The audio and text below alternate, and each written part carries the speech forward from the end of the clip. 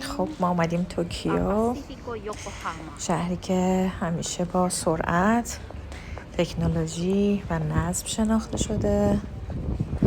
امروز قراره یه بعد دیگه ای از اونو ببینیم. اینجا جایی که طلا، جواهر، طراحی و فرهنگ به زیباترین شکل ممکن به نمایش گذاشته شدن. به نمایشگاه بین‌المللی طلا جواهر توکیو خوش اومدین.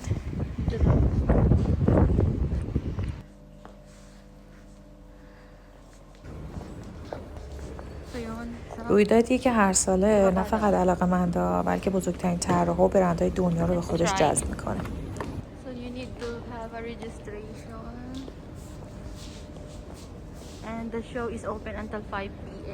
خب اینجا هم که نشون میده نمایشگاه تا چه ساعتی بازه. این نمایشگاه یکی از مهمترین رویدادهای صنعت جواهرات تو آسیاست. با بیشتر از 1000 تا غرفه از سراسر دنیا، از ژاپن، کره تا ایتالیا و هند و ترکیه و حتی فرانسه.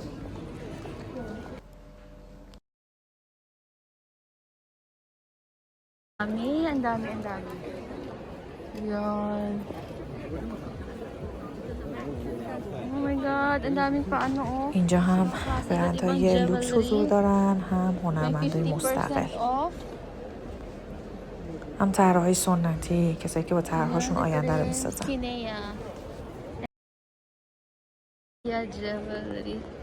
Ayan, may 15 to 30%. Again, gano'n, gaganda oh. اینجا هم که این دوستمون میگن که یکم تخفیف گذاشتن برای کسایی که علاقه دارن به این سبک از جواهرات. Ang lawak. Hindi mo alam kung saan ka mauuna.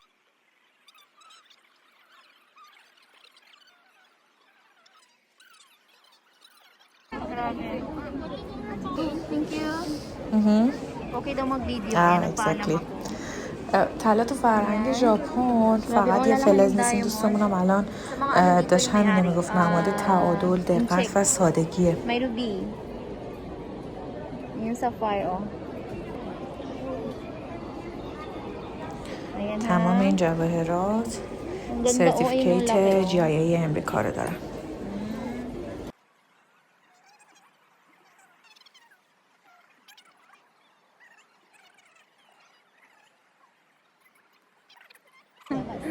Ayan, so pinayagan tayo guys. Come here.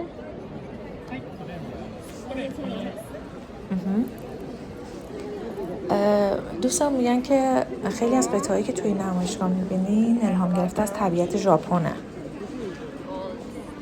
مثل همین مرواریدها، موجای دریا یا حتی برگای بامبو.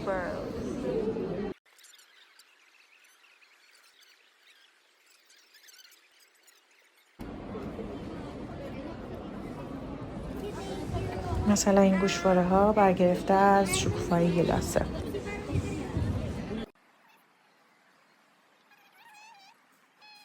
Mga stones yata to, mga bato-bato. این سنگا رو این چقدر قشنگن. وای چقدر دوست دارمشون، خیلی قشنگن. So beautiful. برای این سنگا هم 10% آف زدم.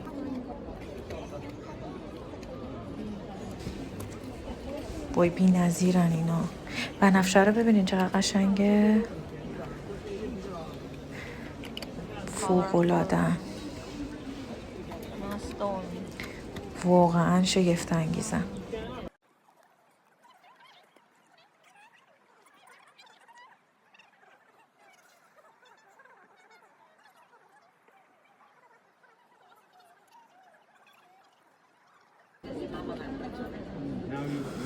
تمامی این عناصر به کمک مهارت بی‌نظیر طراحا تبدیل شده بودن یه سری گوشواره و گرده‌بند و انگشتر و دستبندایی که بیشتر شبیه آثار هنری بودن تا جواهر.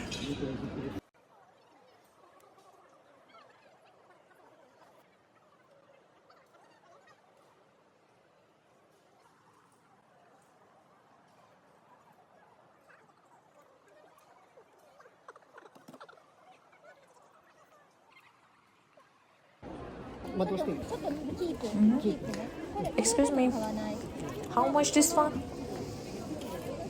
Oh, Thank you so much. دستبندا خیلی قشنگ بودن.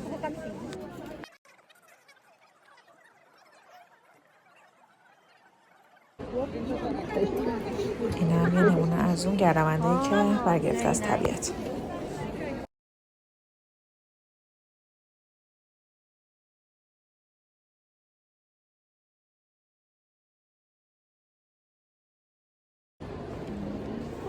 این گوشوارا انقدر قشنگ بود رنگشون.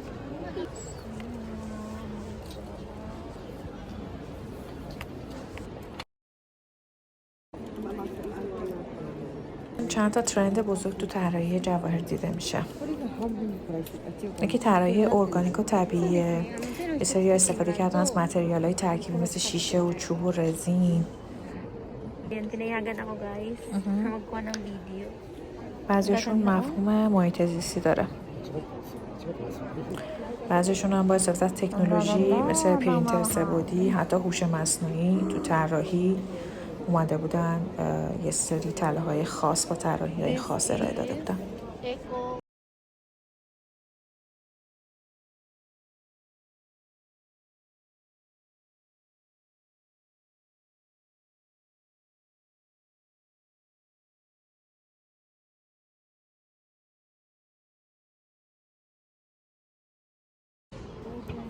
جالبه بدونید دیگه جذاب‌ترین بخشا غرفه هایی بودن که مثل همین غرفه که جواهرات سنتی ژاپنی رو در واقع اختصاص داده بودن. طرحهایی که از نسل به نسلشون منتقل شده و حالا اومده بودن با رویکرد مدرن اینا رو بازآفرینی کرده بودن، مثل این انگشتر. البته یه سری از بخشای نمایشگاه به طراحهای جوان اختصاص داشت. آثاری پر از خلاقیت و جسارت که آینده این صنعت رو شکل میده.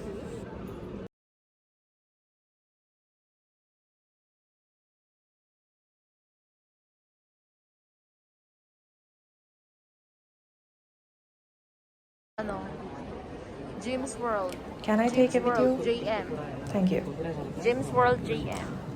اینجا بعضی از غرفه ها اجازه نمیدادن فیلم برداری کنی یا عکس برداری کنی. باز فیلم اوکی بودن ولی عکس نه. چون واقعا طرحشون خاص بود. ببینید اینا رو. Sayang wala silang live seller. وای فکر کن تمام این جواهرات مال تو باشه. Kasi yung ano nila eh, space. اینا رو ببین. وای عالیه.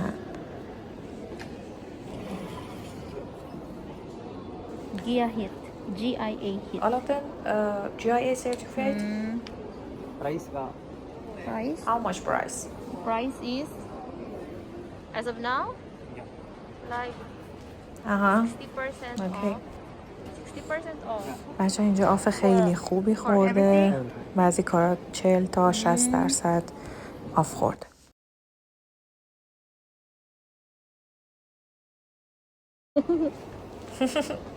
Yeah.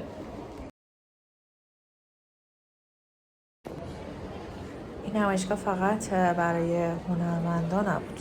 خیلی اومده بودن برای سرمایه گذاری. چون با افزایش قیمت جهانی طلا خیلی ها دنبال قطعاتی بودن که هم زیبا باشن هم ارزش سرمایه گذاری داشته باشن. جالبه بدونید قراردادهای بین‌المللی بین فروشنده ها و گالری ها تو همین نمایشگاه شکل میگیره.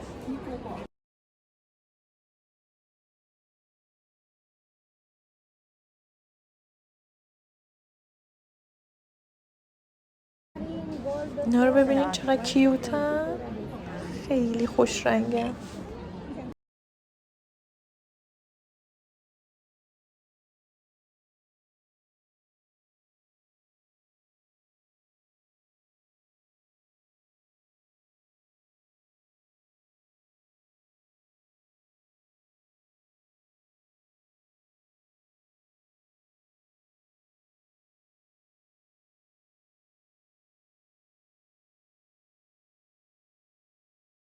Ito naman, cute مثلا همینا برگرفته از نعل اسب. live selling na rin ako. خیلی کیوت بود. Ano to guys?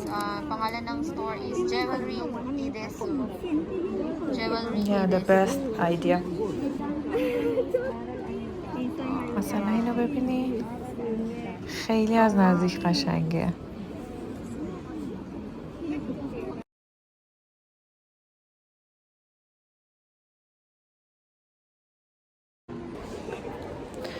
توی یه غرفه خاص جواهرایی با الهام از نقاشی معروف ژاپنی مثل همین غرفه آبیه.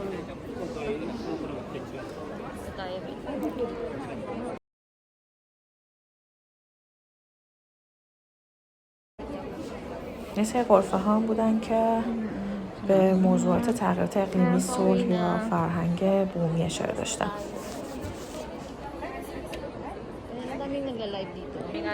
mga live seller. بچه اینجا برندهایی مثل بولگاری، میکیموچو یا تاناکا با طراحی منحصر به فردشون حسابی درخشیده بودن. ولی برندهای کمتر شناخته شدن بعضا با خلاقیت بالا توجه زیادی رو جلب کرده بودن. Ebisu. Nagligpit na yung لایک iba. ابیسو.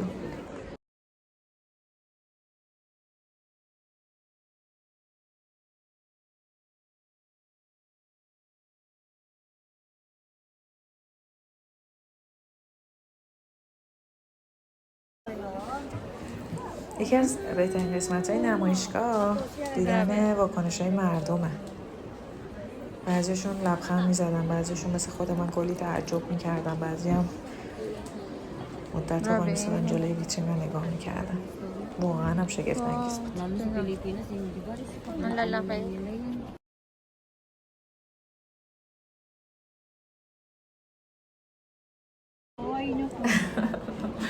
بچه اینجا جواهرات فقط زیور نیستن، Ang ganda. حرف دارن، پیام دارن، معنا دارن. واقعا هر کدومشون برگرفته از یه چیزی هن. و الکی طراحی نشده. No.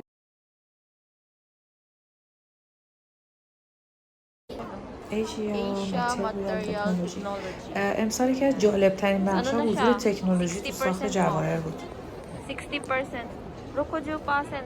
そうです。全部هوش 6 مصنوعی 億 هم でござい وارد ます دنیای طراحی شدن. طراحی بودن که میگفتن فقط 60%. به کمک AI تونستن به این فرما برسن.